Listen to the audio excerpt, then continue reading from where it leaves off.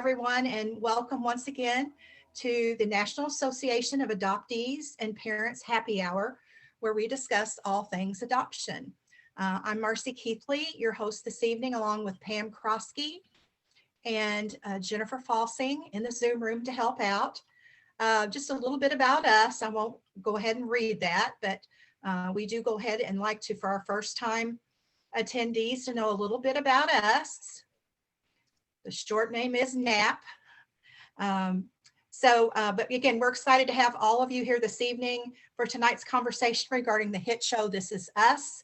We're going to be welcoming back Barbara Robertson, who will be leading tonight's discussion about the recent episodes that have seemed to create quite a stir in the adoption community.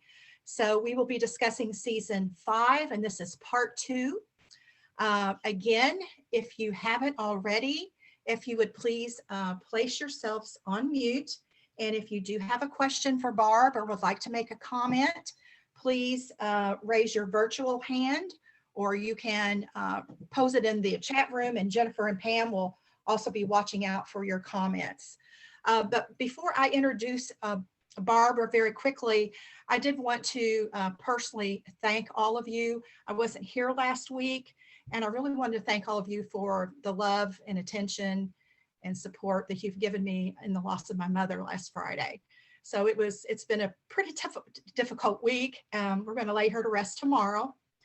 But your prayers and cards and phone calls and messages have been, it's just really meant a lot to me. And this is why I'm here. I mean, this is an amazing group of men and women, and we come out to support each other. Not just in to talk about adoption, but the personal things that are going on in our lives. And I, from the bottom of my heart, thank you guys. Okay, so let's get down to this evening, and let's welcome Barb Robertson. Barbara, would you take yourself off of mute, please?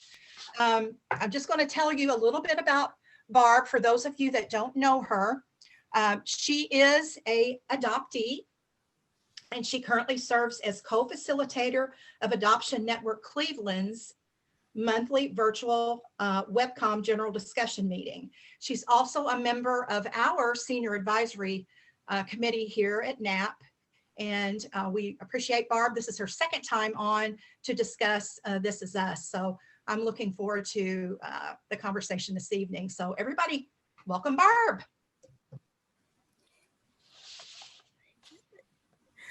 Okay, thank you. I'm like I was playing, I was on mute, but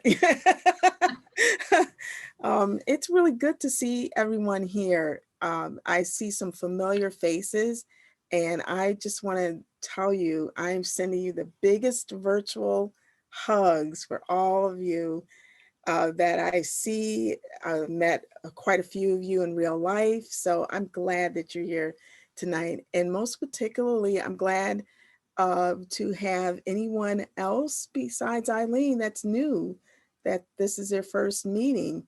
Is there a show of hands about who is the, a first timer in this meeting?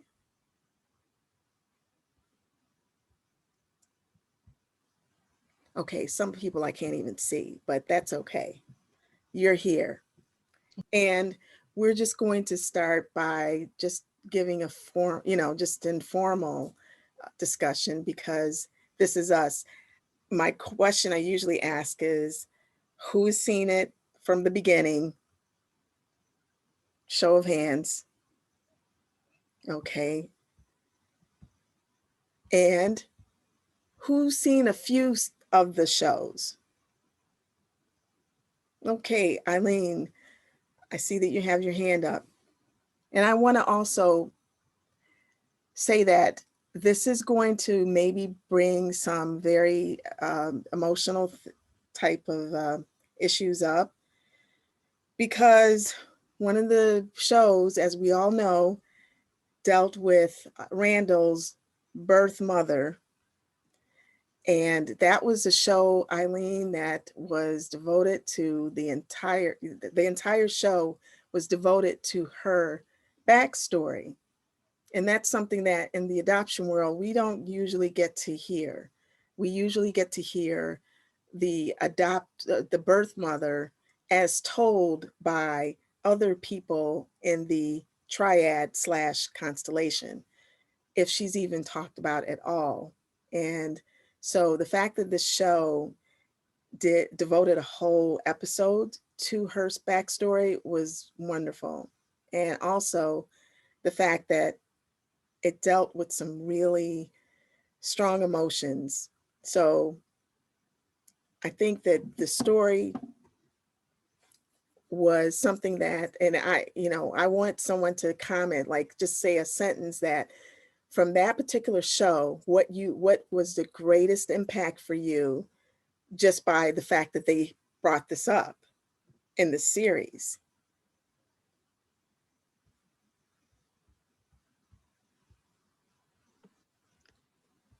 Oh, Barbara Shaw. And you're talking about the backstory of the birth mother. Yes, so I'm going to start this, and starting this conversation off with talking about the birth mother story. Okay. Yeah, because that was a big impactful one.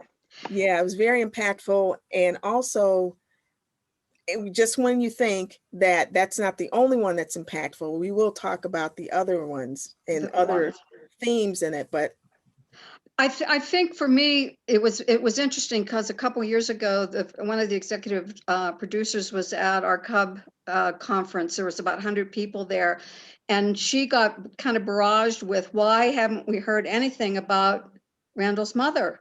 She's been completely left out. And she was portrayed as somebody that was on drugs, and and so she listened to us. I don't know if we had an impact on what happened later. We'd like to think we had, because there was just so many people that really wanted to see something.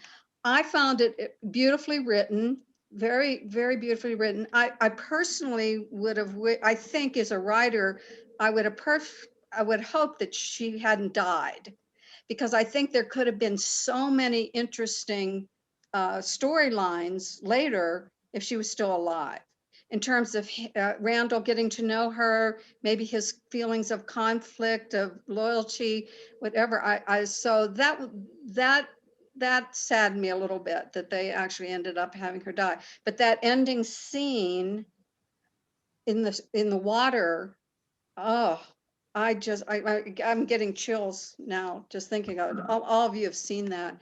So I think it was beautifully written.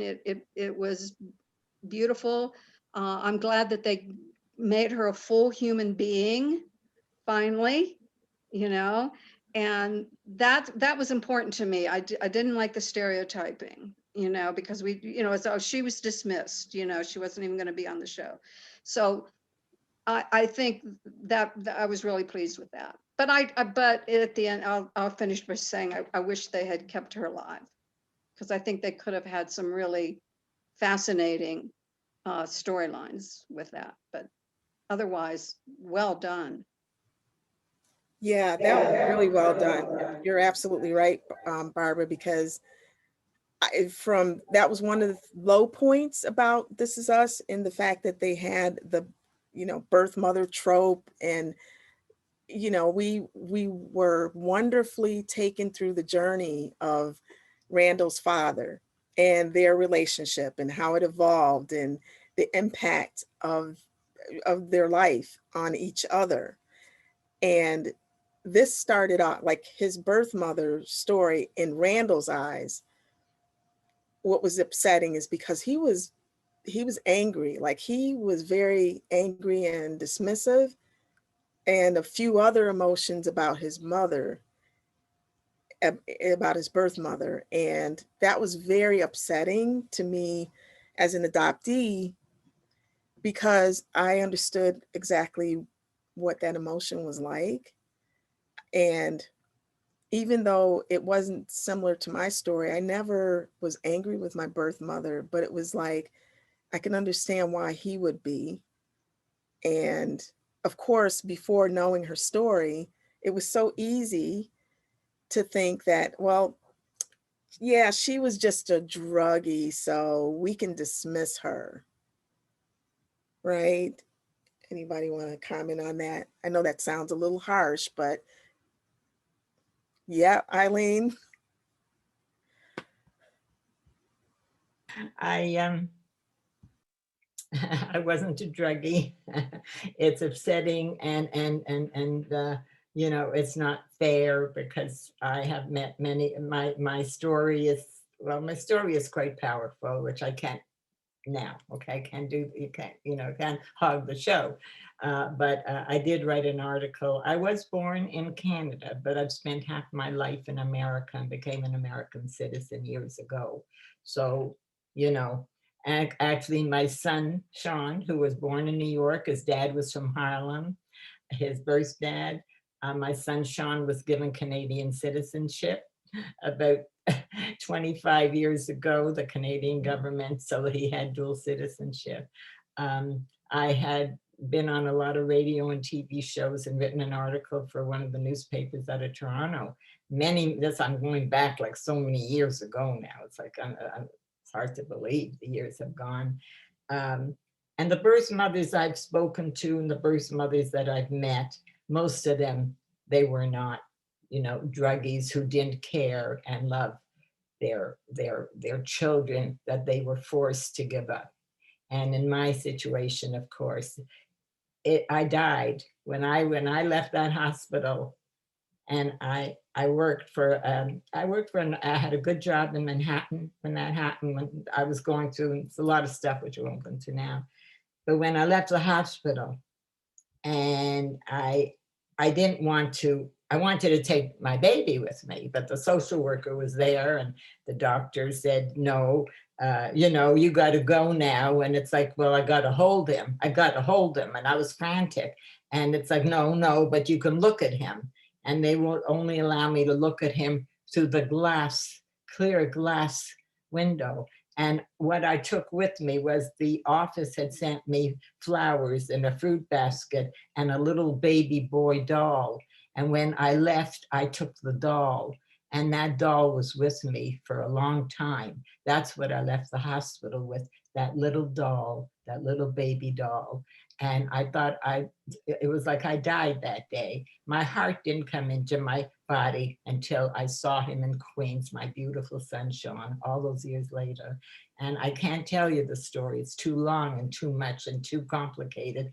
But most birth mothers, I have to say, really love their children. And it's not something they wanted to do, not something they really wanted to do. Thank you for saying that, Eileen. Thank you, because that is something that, again, This Is Us, I believe, did a really good job of portraying that, because what part of the show, part of my discussion here with everyone was that there are the mothers, there were several different mothers that we can discuss within the last 3 or 4 episodes. And I would like to explore that. And so we're going to stick a pin on the exact words that you said when you were in the hospital and you saw your son, just at that moment, how you felt, because we'll come back to that.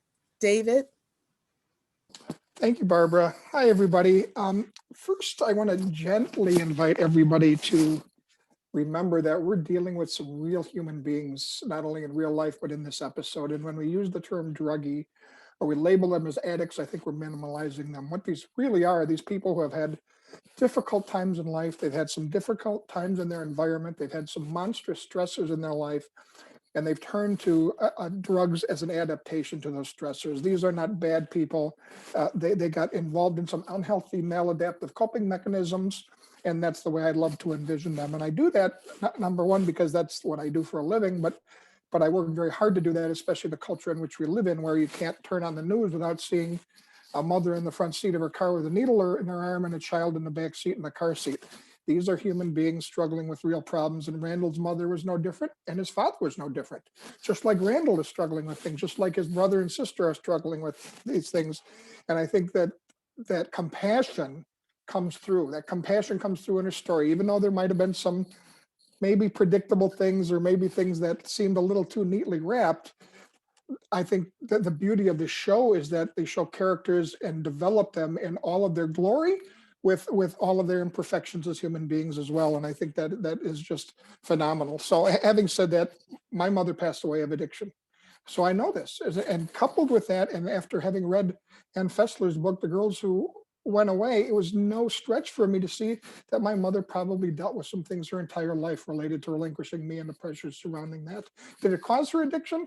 We can't say that, but it certainly caused undue stress, and we all turn to healthy coping mechanisms every once in a while. So having said that, it was great to see her mother's character developed, and for her to eventually provide that comfort to him in the end. And if I'm honest, and the cynic comes out, first I think how happy I was for Randall, but at the same time I thought, boy, it seemed to go really fast when he began this investigation. Look at how neatly wrapped up that was at the end. I didn't get that. I want that. Don't we all want that? Don't we all want to feel that comfort and feel swaddled by our genetic relatives or our environments?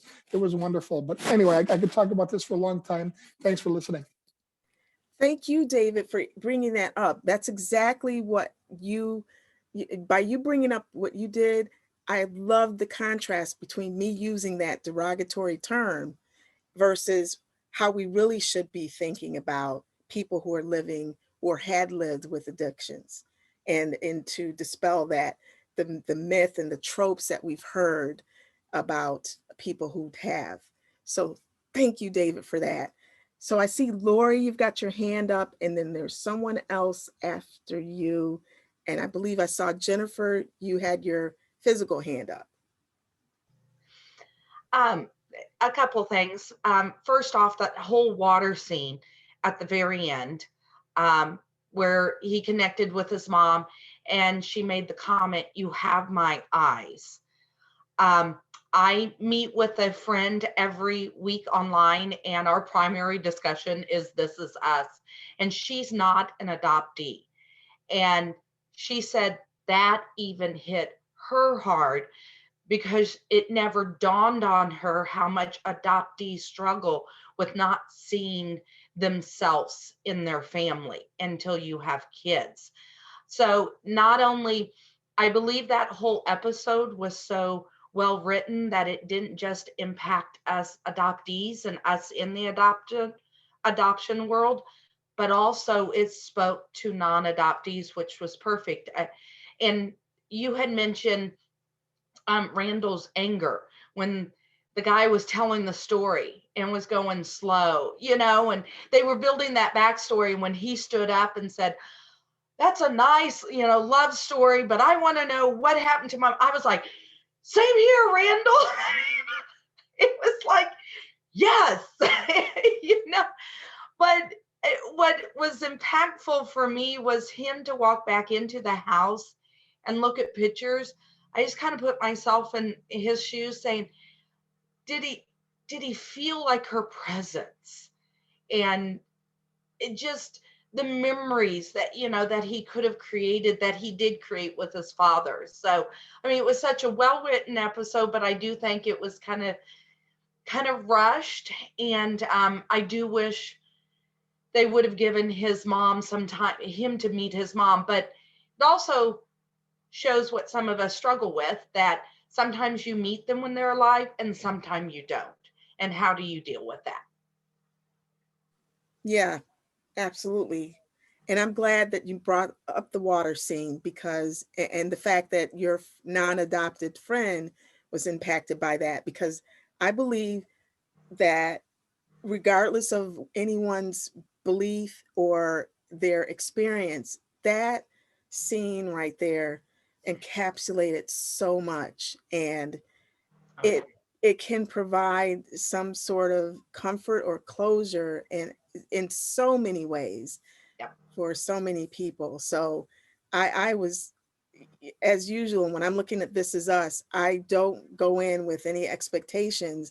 I'm thinking I'm just going to look at a show, nothing, I'm going to be fine. And then I don't know why I don't have a box of Kleenex right there next to me, because I know I'm going to wind up crying for whatever whether and it's not just because of Randall either. Oh, yeah. Talk about the mothers. We got to go back and circle around to Kate, as we found out that she also had been had a baby, or she had chosen to end her pregnancy, but she was impacted by that. So what do you think about Kate and her experience? And when their birth mother that they were interviewing, when she told that story, the look on Kate's face was, oh yeah, that was a whole nother, yes. Yeah. You discuss that one. Mm-hmm. And then I'm going to also put a pin in what you said about the face expression too. There's another thing to come back to. Thank you for saying that, Lori. Sure. Jamie? Hey, Barbara. The comment I was in regards to that episode with his mother. The whole thing was wonderful, but at the end of it, something that struck me, and I saw a little bit on some, discussion boards about the show, is it seemed that a lot of, especially non-adopted people, were saying things like, oh, wow, I'm glad Randall finally got to meet his mom. So now his journey is over and they'll stop focusing on Randall and all of this kind of mess, right? And so before I'd even seen those messages, the thing that got me at the end is I said to myself, I sure hope that they don't kind of just wrap his story up right here and end his adoption, journey, so to say, because it just doesn't work like that. We don't find our, family or roots or whatever it may be, and then it just ends. There's so much more. I mean, almost the majority of the story may even be after that. So Yeah, anyway, it's I just not hope that's wrapped not up. the case. Exactly. Thanks, Jamie, because it's not, our stories are never wrapped up in a little nice present bow and, glitter and all of that and stuff. It's not. It's complexicated. That's my word. Okay. There's many layers and layers to this whole adoption thing. Now, I used to think that that adoption had nothing to do with the rest of my life. I thought it was just a one-time event. But don't we know here, it's not. It's a lifelong journey in it. No matter what part of it, whether you're fully in reunion or you never had a chance to, connect to your biological origins, it's a never-ending process. So much like the story, sometimes when we're looking at a drama or any story, it does get wrapped up too neat, but we all know that life is not like that. So with that said, I'm going to move I think it was someone else had their hand up. And I lost track of who that was. I'm sorry. Would you please unmute yourself and state what you were going to say?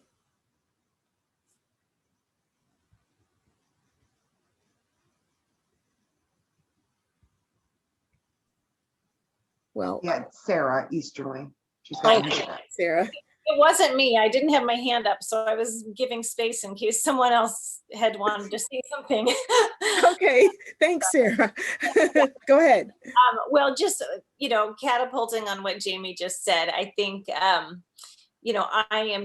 can't wait for the next episodes to come out, because I think we all know, as Randall is going to watch Kate, whatever happens with the Kate situation, I'm just, just waiting. I just to see how that unfolds and how their relationship as brother-sister changes, if she's going to take the opportunity to have a family member who's an adoptee to listen to for advice, or if she's going to be the sibling who, doesn't want to listen to an adoptee who's right there in her family. And, I know lots of us have experience with that. And that's complicated and messy and a whole other layer of, family interest. So, I will see what's going to happen with Kate and the adoption. I guess I'm still kind of thinking, we'll see if the birth mother, if she's going to have a change of heart and how that's going to play out. But anyway, all that to say, I'm thinking ahead and just already wanting to talk through the options of the future. Oh, Sarah, so it sounds like you didn't, that you didn't see that episode when the baby was born? Yes, I did. Yes, yes. You did. And they Yeah, left the hospital yes, yes. and they were in the car?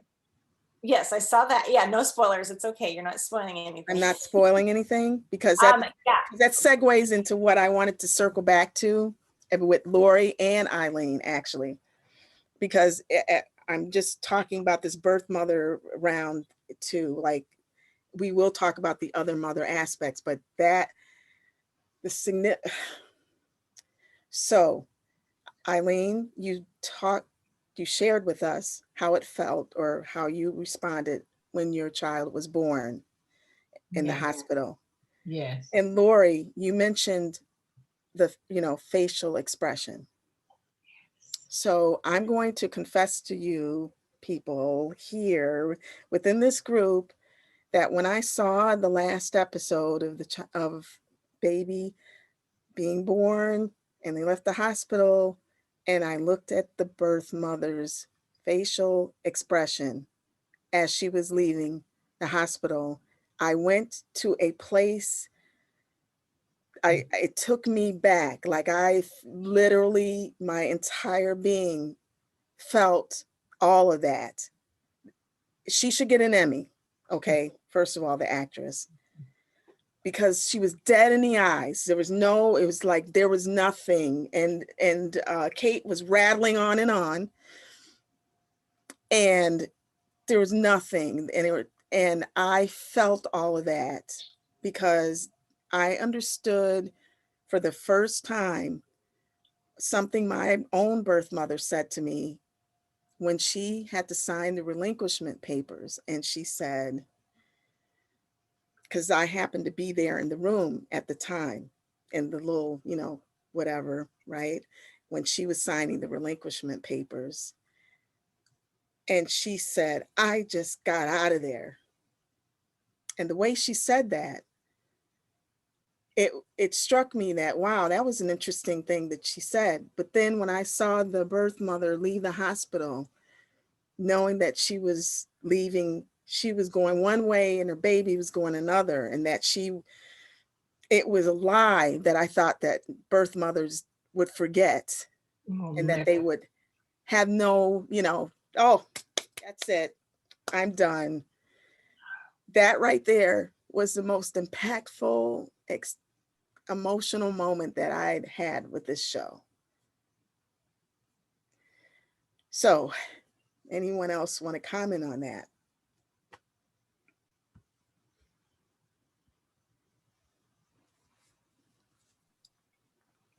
Barbara, this is Jennifer.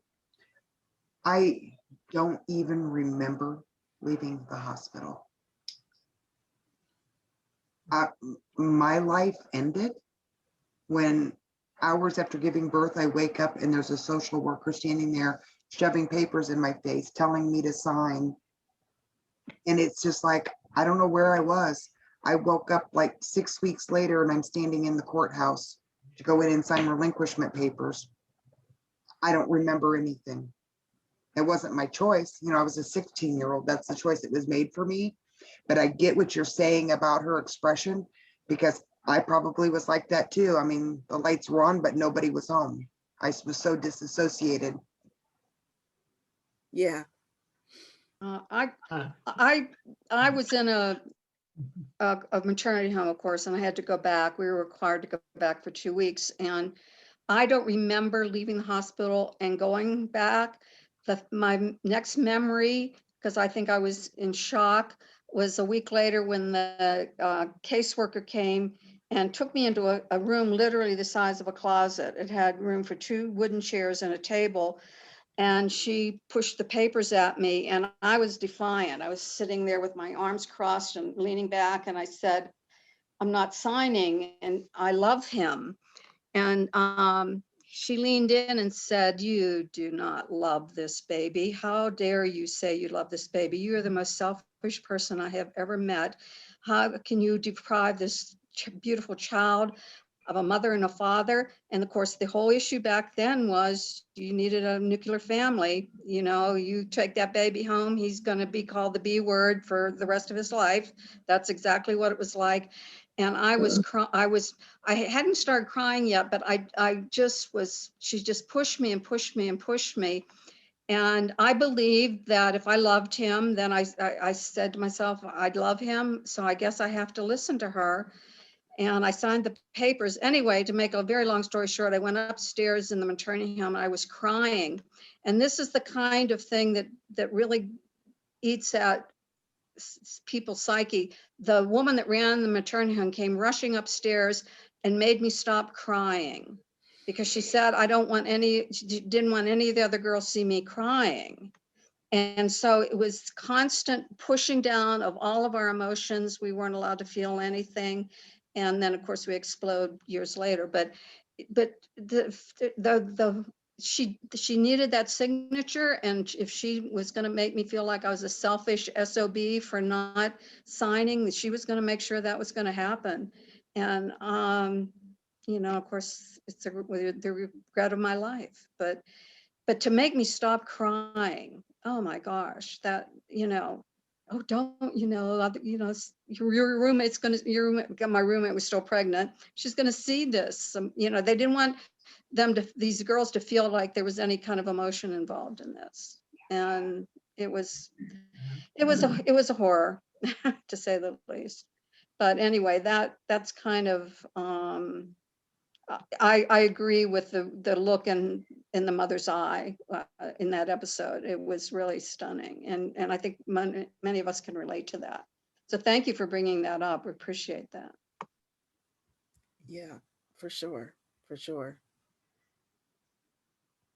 Sharon? Yes. Well, I hemorrhaged and almost died. And at the time she was born, and I even had to have a transfusion, blood transfusion. And I did not even see my baby when she was born. And I do not remember signing papers or anything.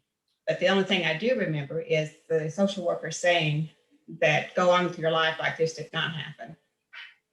And that's the worst advice you can give anybody, because you can't go on like this didn't happen. But I did for 25 years, never talked about it to anybody until my daughter found me. So and I did not see that show that night. So I have not seen it. But in fact, I haven't watched this season. So I need to go catch up on some. But that's what happened to me. And I was given a medication to make me forget. 6 days when I was in the hospital, I was given a medication to make me forget. And it works. So I don't remember that, you know, seeing her or anything. And they said, I did not see her. So. Thank you for sharing that, Sharon. Oh, okay. Can I? Oh. Nancy, I see your hand is raised. Did you want to say something, Eileen, on that? And then I can talk. I don't know. Okay. What I was going to say was, you know, I'm an adoptee and late discovery adoptee. And when I found my birth mother, I asked her if September 28th, 1953 meant anything to her. And she knew in that moment that I was her daughter, which I learned later. But she went on to tell me in our first conversation that she did not remember anything about my birth.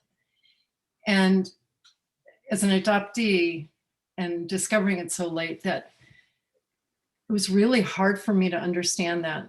And I never knew if she was saying that and meant it, or if she was saying that as an excuse. I didn't know. And she had a lot of medical problems, and she had an addiction with alcohol. And prior to me finding her. And so I was always afraid to upset the apple cart. And I didn't want to, I was very careful about bringing anything up.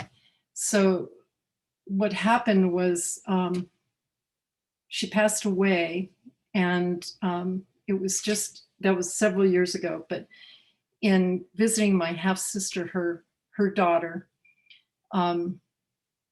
she told me that my birth mother once went to the ER in having a psychotic break. And she said, "Where's my daughter? Where's my daughter?" And my half sister was there at the end of the bed. And the doctor said, "She's right here." And she said, "No, they're taking my baby. They're taking my baby." And it was the first time that I ever heard that. And it came from my half sister. And it was the greatest gift in some ways that I could have ever gotten, because I never knew what it was like for her. And I was always afraid to ask. And I didn't want that kind of pain for her, but it helped me understand her emotional state. And then the month later, we were going through a box and there were medical records of her psychiatrist, her work with the psychiatrist. And the second to last page of this 50-page document, all her appointments, it said, my daughter that I gave birth to found me, and I'm meeting her next week. And then the notes end. And I'll never know if all of her psychological issues and her addiction was because she relinquished me or not. And I literally reached out to her therapist just about a month ago. And she said she can't, even though she's dead, she can't describe it. But all I wanted to know was, do you think now that maybe that had something to do with why she was in treatment with you? So it just, there's, like I think David said, there's always more to the story, and I'll never know. So that's.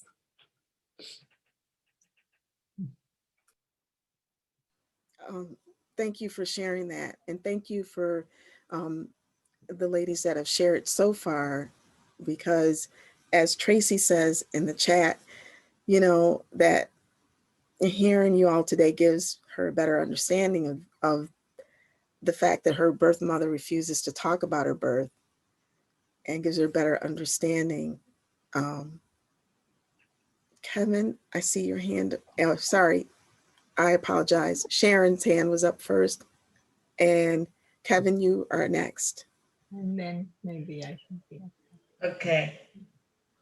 I just wanted to tell Nancy that I did not know that I was given that medication until after my daughter found me. She got married the next year. And then after, when she got pregnant with her first child, she asked me to get my if I would sign to get my medical records, because she wanted to know if she was going to hemorrhage like I did, if it was hereditary. And I did not know until I saw the medical records that I was given a medication for 6 days that was to make me forget. So I just wanted Nancy to know that.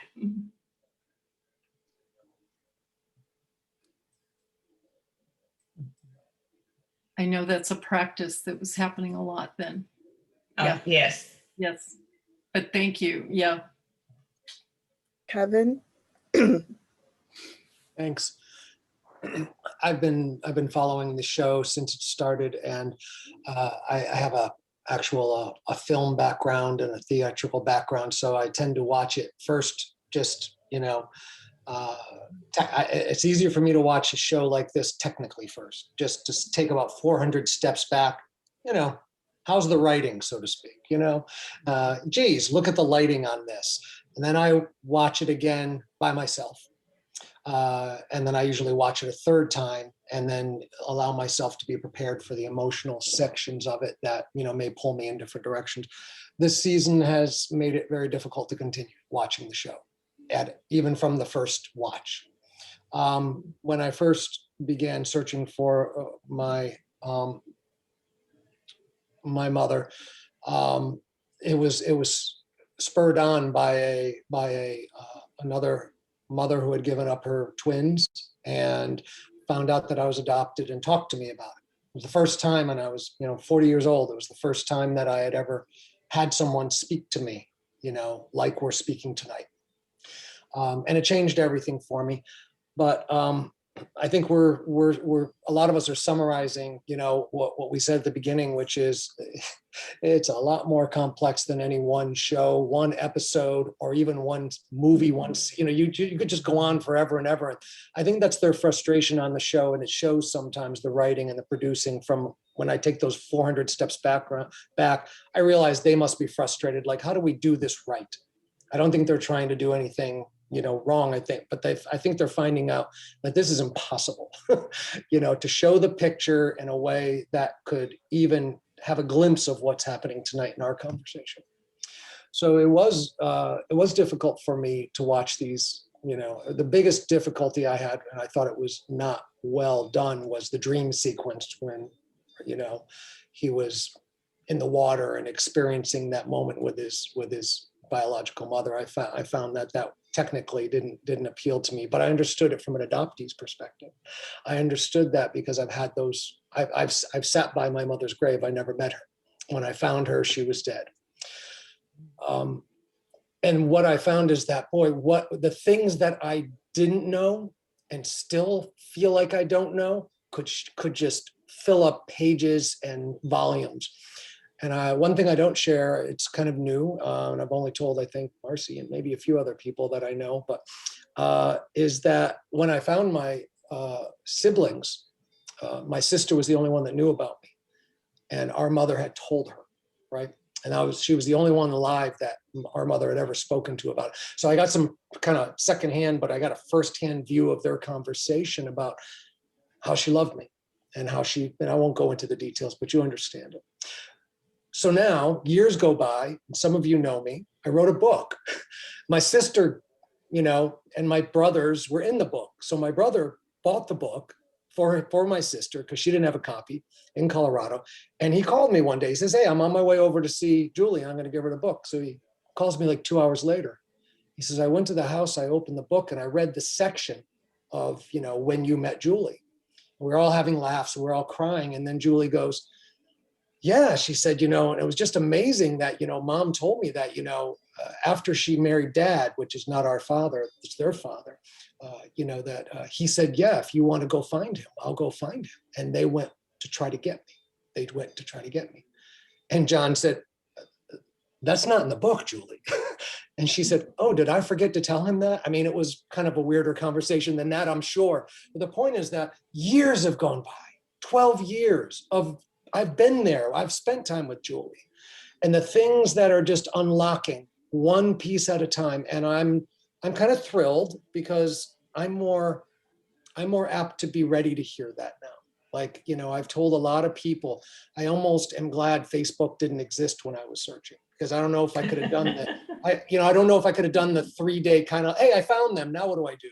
It took me 2 years, and then it's, you know, it's kind of been good to have that spiritual, for me, process. It's also been good to have the process of being with other birth mothers, search angels, adoptees, you know, people that are like us. So I just wanted to share all that I just don't think this show, I was really glad that you guys, we were talking about this tonight, and I was excited to come. I don't think I can stay the whole time. I've got a little bit of crisis going on with a friend of mine. There's been a death. So that's why I'm on and off my video, answering texts and getting on the phone. There was a real tragedy. But I just wanted to come here tonight if I could and say thank you. This is what I need more of, the pieces that help me fill in the blanks. Thank you. Thank you, Kevin. And I'm glad that we're here for you, and we're, you know, supporting you as you're going through this and trying to support your friend as well through all this. And that's what this show does, and a really good, excellent point, Kevin, which that's why, for me, the fact that people have been on social media, I saw some of those comments. I was shocked that people thought that there was too much time on Randall, and because, you know, just because, I don't know, is it because the emotions are so intense when it's about Randall, or that his storyline, Randall's storyline, is very intense anyway compared to the other two? Kate and Kevin. And this is in a season that actually seeing more of Kate, who I think was basically ignored a little bit, but now we're seeing her story come out a little bit more. And also we're seeing Kevin become a little bit more multidimensional. Thoughts? Sarah and wait, Sarah and Nancy, were you still going to say something? Suzanne, I think wanted to. Yeah. Suzanne needed to comment first. There, Yeah, her raise hand wasn't working. Yeah. Okay, there you go. Go ahead, Suzanne, and then Sarah.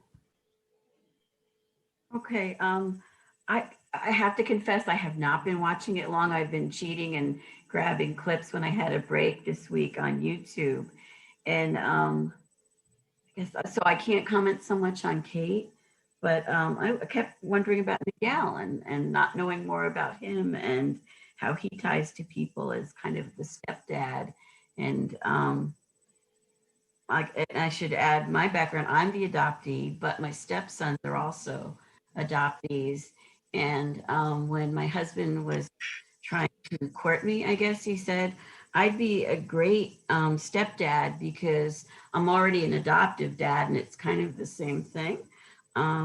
It's not why I married him, but it was just sort of, so I've always wondered, what is it like when you step into things this funny way like Miguel has? Actually, like I have, because, you know, I'm the stepmom of 3 adoptees along with being an adoptee. But yeah, what really got me was finally seeing a birth mother's story. And also because I'm coming at it from my last conversation with my birth mom, who lives in the UK, and she's almost 80. And she's, you know, all these years later, she's saying, what if they had had open adoptions back then? And I felt so happy that she would have wanted that, and also so sad that here she is so many years later, because I'm that old, doing the, you know, feeling that loss and feeling the what would have been. And she didn't have other kids. And I think this is, you know, people talk about maybe addiction coming on because of, maybe there's the genetic part, but there's also the stress of relinquishing a child. She married someone and they were married for a long time. And when they were engaged, she told me they never talked about having kids. And that's sort of, for her, it's just like she was relieved that he didn't ask, and the marriage didn't last, and he was a player. And I heard things from people that knew both of them that he didn't even tell people he was married. He was just a swinger and all that. So that's where he was at. But her not talking about it was she had this dark secret that she had given away her child. And I was thinking about that when you hear the line where Randall's mother says, you know, I wasn't a good daughter and I wasn't a good mother. And that's really heart-wrenching. I'm finally getting to the point in my life where I can empathize more with my birth mother. And then to see this, it's sort of triggering or waking up a lot of that too, because I'm slowly but surely getting it. I had a vested interest in not trying to imagine what it was like for her. And this is getting me to imagine it. You know, if I want to talk in what are one of the assignments for my life from the universe, it's to better understand my birth mother, you know, that like to really, really, really get what she went through. Superficially, she can seem very breezy or even a little bit narcissistic. And as I've gotten to know her over time, behind that is a lot of hurt and a lot of loss. And she covers over it. She's very stylish in how she dresses, but it's taken this long where I can watch that and go, oh, I feel that. I feel that. So I'm glad I discovered this, or I'm glad you made me discover this. Thank you, Barbara. And I'm glad it's on YouTube. So You're welcome. yeah. You're welcome, Suzanne. And that's the beauty of a show like this, because I think that it does put emotions that were unspeakable, because I think some of the emotions that we experienced were pre-verbal. And for me, having that reaction to the birth mother as she was coming out of the hospital and seeing the look on her face, it like underlined that for me, you know. And so also just the whole body of this work, you know, the fact that there are people that are writers that are very, you know, thoughtful, that they're intentional as they're writing. But Kevin, you did bring up that excellent point about there's only so much you can do. And with the story, I mean, it's in like, how much can you do? And then also just knowing that I think everyone thought that adoption was just a one-time event. And so now even non-adoptees, or those who are walking through this journey of creating the show, is realizing, no, it's a lot more than that. There's layers. So Mary Jo, I saw that you wrote in the chat, and then also just there's a spiritual component that happened. And I think there's a spiritual component that happens throughout the show. So for whatever, when someone is watching it, I believe that it's whatever is needed for that person to experience or to get as far as the lesson, like you mentioned, Suzanne, that I think this show can help with that. And isn't that a wonderful thing? Like, you know, to create something that can have that kind of impact. And so that's wonderful. Sarah, let's see. I also wanted to acknowledge what you said, Morgan, you know, the trauma that you had talked about your birth mother before versus after. Before, you know, after the birth, only seeing in gray, you know, that everything was gray. And then was it after the reunion? I'm sorry, I lost the comment. But then she started seeing in color again. That's pretty powerful. That's you know, that's something else. Again, in the spiritual realm of things are going on that we can't see. So thank you for bringing that up.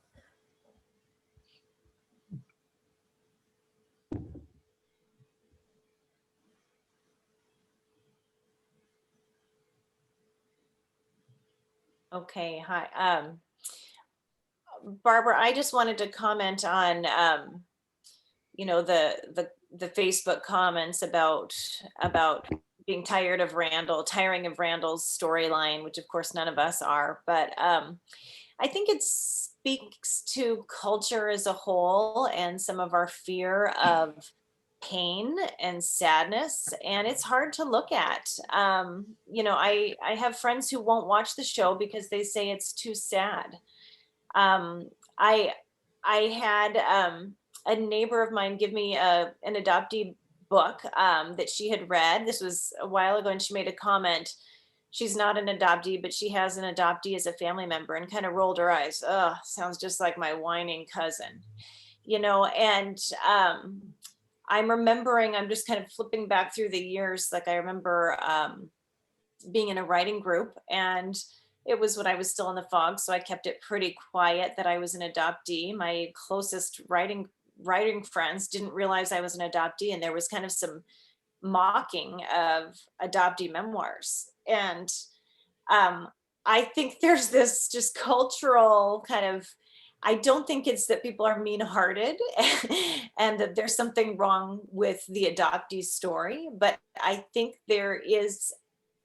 it's a defense mechanism because it's so filled with pain that there are people who just can't go there, and we don't get that choice, those of us who are affected by relinquishment as adoptees or as birth mothers, and I would argue as adoptive parents too, when they're willing to look at it. There's heartache there. You just can't escape it with adoption. There's going to be heartache, and so we don't get that choice. And I guess I think it speaks to just, I mean, I think some of us push down on it and don't want to look at it for a while, but eventually it bubbles up in some way. And I guess I'm just thinking, like, the people that I can hear those comments in my head so viscerally because they echo those others. And it's just that fear of looking too close at suffering. Yeah, thank you for saying that, Sarah. It's true. I think a lot of people don't want to deal with discomfort, and I think through the discomfort a lot of times is where we get our greatest breakthroughs. So yeah. And yeah, I would say it's our gift when we do get through there, right? Like, yep, it definitely is. I think it's really good that people who are brave enough to take the journey, like, even though the journey may not end the way we want, just the fact that people take steps into an uncomfortable journey, they still, I believe, wind up better on the other side, whatever better looks like, okay? They still wind up better than what if they stopped. So I believe it was Kathy that had, I didn't see her hand. I apologize for that. And I'm seeing Kelly and then Kevin also had their hands up. I just had a quick comment that, like Sarah was talking about, the sort of words that really stabbed me in the heart of Kate and Toby's birth mother was the nonchalant and very brisk way that when Toby said, well, where is birth mother's name? I can't remember her name. And Kate responded, oh, she's in the hospital signing discharge and relinquishment papers. Like it was no big deal. And that was actually the hardest part for me when I lost my baby, was the actual putting my name on that paper. And I don't think the world really ever thinks about that.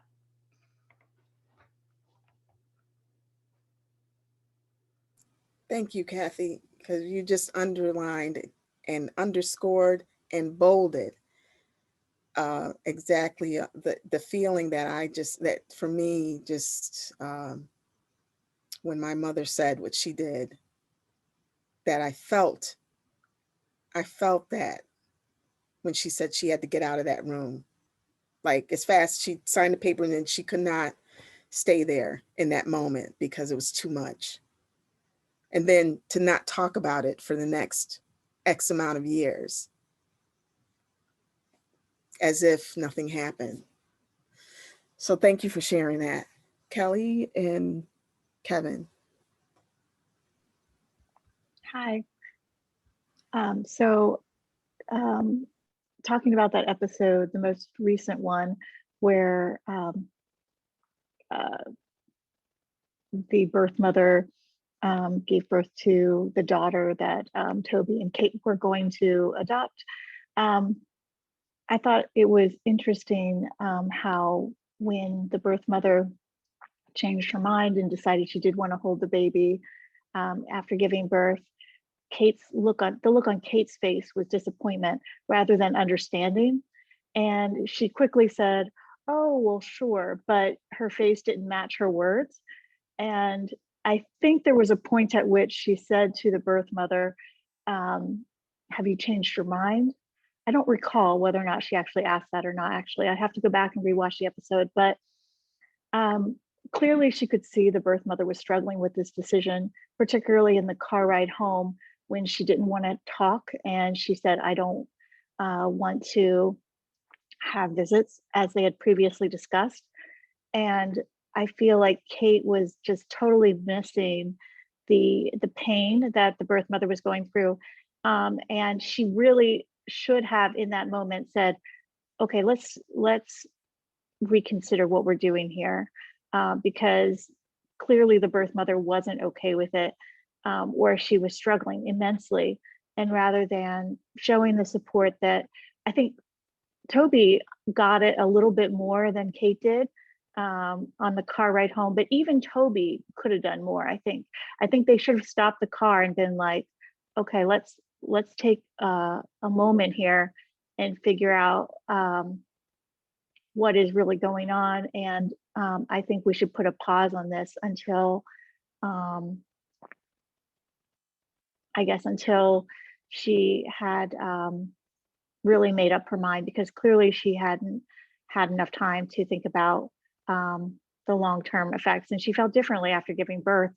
And maybe they should have just right there put a pause on it and just given her back her baby. But I think, and I even wondered if it would come out in a future episode, maybe that she would change her mind and come back. But I know that doesn't happen, spoiler alert, because they fast forward to like a future time when they show this baby all grown up in a previous episode in season 5.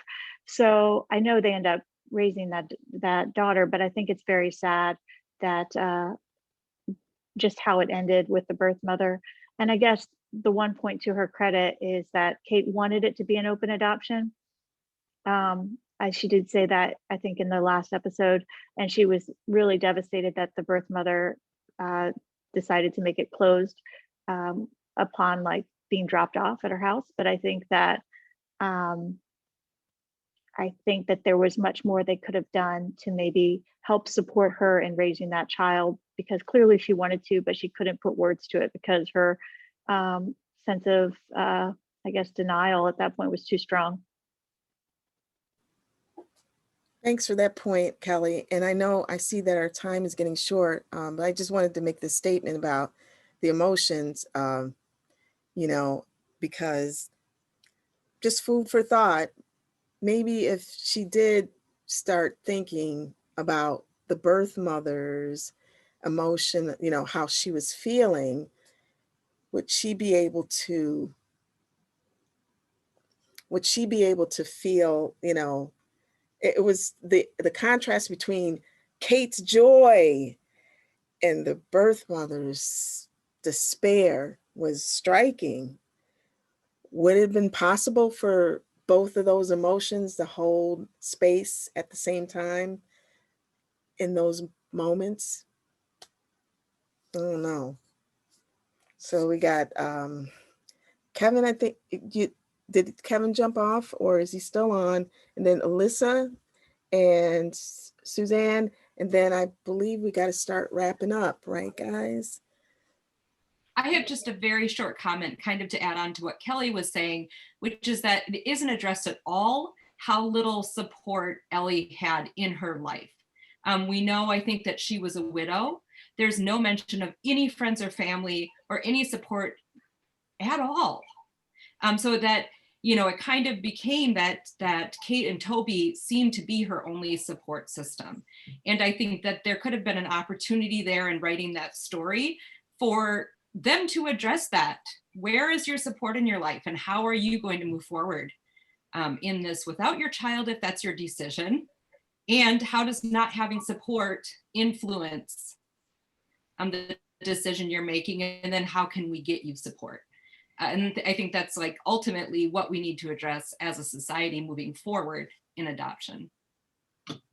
Yes, absolutely, Alyssa. And mic drop on that. That is so true. And yeah, I hope that we will see her support system in the future episodes, because this is just dealing with that moment of birth. So I'm hoping that their relationships and everything will evolve and she will have the support. Suzanne, I believe you're on if Kevin's not in the Okay. right now. Yeah. And I guess what I'm saying is, building on what Alyssa and Kelly just said, is, you know, it's one thing to hear it in a conference, it's another to see it in front of you. But when they talk about, don't call someone a birth mother until they've relinquished their child. I was watching this and, you know, oh, she's the birth, oh no, I'm just the birth mother, doesn't matter what my name is. And I'm thinking about, wow, you know, I'm watching this person squish herself down into a very small space to fit the scenario for everybody else. And there's something very different to deciding I'm a birth mother as opposed to I'm a birth mother and I may decide to sign this very important paper. It's two different things. And I found myself not liking Kate and not for anything the character did wrong, but just the whole situation. For her to be, as Alyssa said, her and Toby to be the support, and yet they've got a very vested interest in breaking up this mother and child. And I've heard people say it could, you know, on the, oh, this is so hard. I have friends who are adoptive parents and they're very proud of being there at the birth or cutting the cord, or a friend of mine who's got twins that are in all sorts of rehab, saying, I don't understand it. I don't understand it. We were there right away when both boys were born. And then part of me is like, God, there needs to be some sacred space where a mother who's just given birth doesn't have these people who are really, even if they're wonderful, beautiful, kind people, want her to sign away her kids because that's what they're there for. And to have them there when you're in the situation of giving birth is just a whole nother layer of pressure. And then if they really are your only support network, that's like a third layer of pressure. And the incredible letdown of losing them, and as you're losing your baby, is kind of horrifically, wow, I'm feeling it, and it's really hard. I've given birth, but I haven't had to give away any of my kids, and I can't imagine what that's like. With my first husband, he wasn't there for the birth of our son because he was an asshole. Sorry about my language. And we divorced soon after. But even that felt very different to not have support. I had a friend come with me and that made it better. But I can't even imagine being in labor without the father of my child. I had that already, but without true friends that are going to be there afterwards. And instead having people that really want to separate me from my baby, even if they're lovely people. It's like, part of me wants to say, oh, it's like Stockholm syndrome, and that's not fair because Kate and Toby are much nicer characters than you know, prison guards that, you know, where the idea of the Stockholm syndrome comes from. But yeah, it's a hard situation. It makes me want more and more for open adoption where that's possible, or, you know, that was an incredible scene. Thanks, Suzanne. You just made me think of like nice sometimes isn't always the nice that we think it should be. Yeah. You know, so I like in the chat that Saving Our Sisters was mentioned as the resource that could have been, you know, possibly like right there, you know, for mothers at that moment, because we have traditionally known that that birth mothers at the time were alone. Sometimes they were, you know, in the even giving birth, to be alone doing it without even a medical professional, that is so traumatic. That's cruel. And so a lot of times it's just cruel. It really is. Thanks for putting that in the chat. Saving Our Sisters Adoption.org is the organization. And so Great work, guys.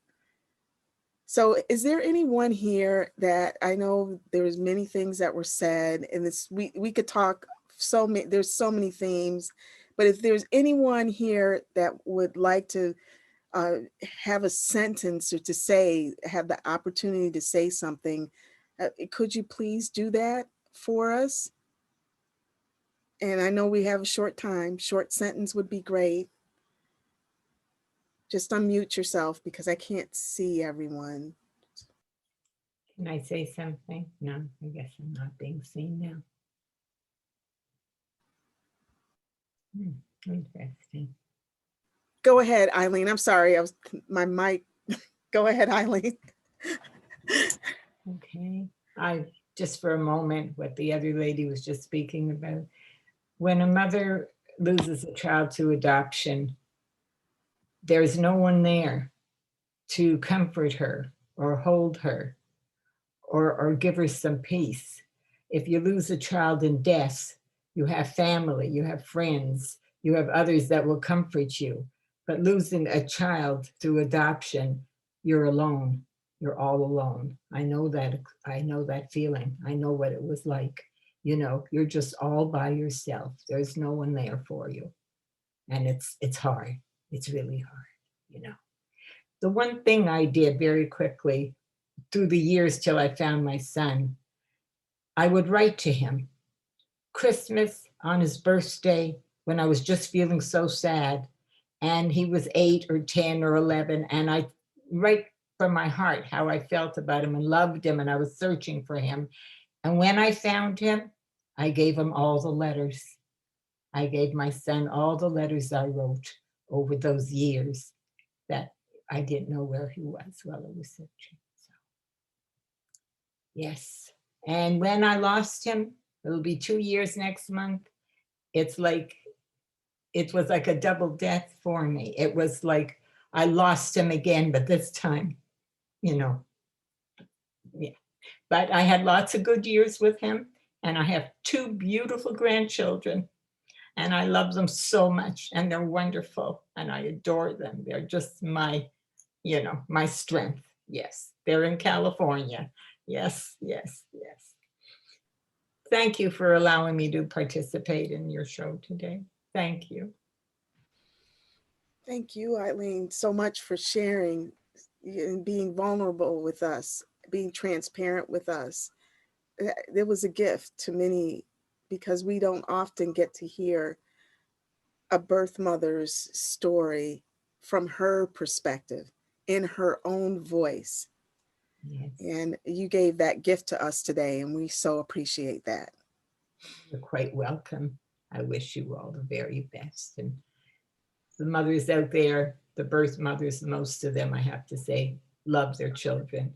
I still have letters from 40 years ago when I wrote poems and when I was, you know, public about my search. I still have letters in my files from mothers who were searching, help me find my child, help me find my child. So many stories, you know. Yeah. We thank you for sharing tonight, Eileen, and we hope to see you back. We're here on Friday evenings at 7 p.m. So you're welcome to come back and join us anytime. Thank you. Thank you. Thank you for allowing me. Thank you. Barbara, do you have any closing comments?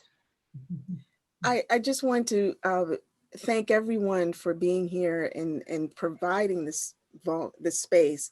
There's a lot of different themes, and we can't, you know, of course, talk about everything in it, but I thank you for taking this journey with me today. And I hope that everyone will continue on their journey and heal and just take all the positivity of this community with you in your life, so that hopefully we'll be able to see you when you come back and join us again in another one of these meetings. Be a different topic, but you know, we hope to see you again here. And so I'm going to turn it over to Marcie. Okay, thank you so much. We so enjoyed having you back again, Barb, and we really appreciate you and your expertise with the show, and everyone here for opening up your hearts and sharing this evening. This These episodes have been, like I said, quite controversial out in the adoption community. There's been a lot of talk. So it does help. And that's one thing that, about NAAP is that we want to provide that platform where we can come and talk about these topics and we can share personal stories and encourage others. So we appreciate all of you this evening. In closing, I did want to, David, you're still on, right? Yes, I am, Marcie. Thank you.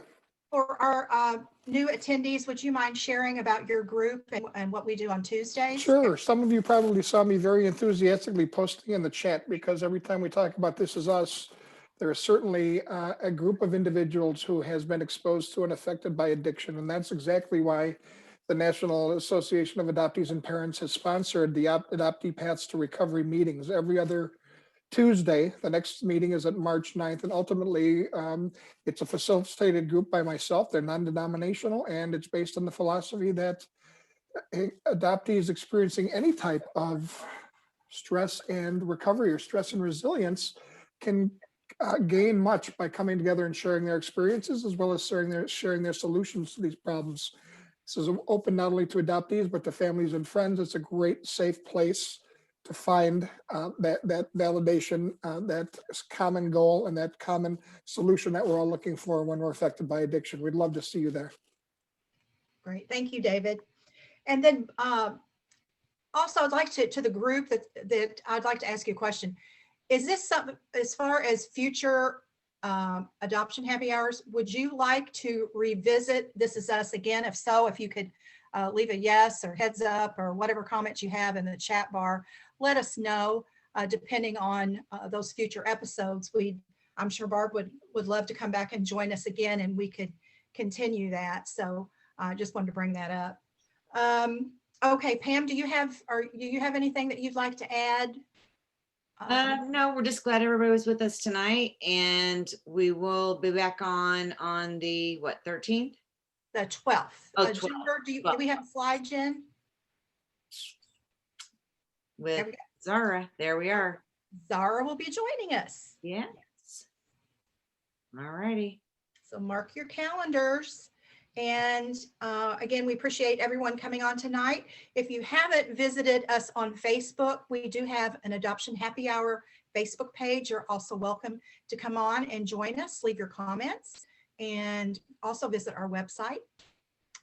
But if you haven't done that already, Jen, you put that in the chat bar for our group as well. Anybody else with any last words before we sign off? Just one thing, Eileen, I don't know if you checked the chats, but I really want to connect with you. Oh, that would be great. Do you want me to, well, how do you want to do it? What do you want to do? Tell me how you want to connect. I'm very open, you know. Well, if NAAP has your contact information, I'll just reach out to them. Is that good? Yeah, send me an email, send me something on, my email. Do you want my email address? Yes. Okay, here, let me give you it. It's lowercase Abrams, ABRAMS, Eileen, EILEEN, @gmail.com. Okay, thank you. All right, so much. sweetie. I'm so glad you were here tonight. Thank you. I look forward to hearing from you. Okay. And real quick, just because we'll be doing another facilitated discussion on the 15th with Adoption Network Cleveland.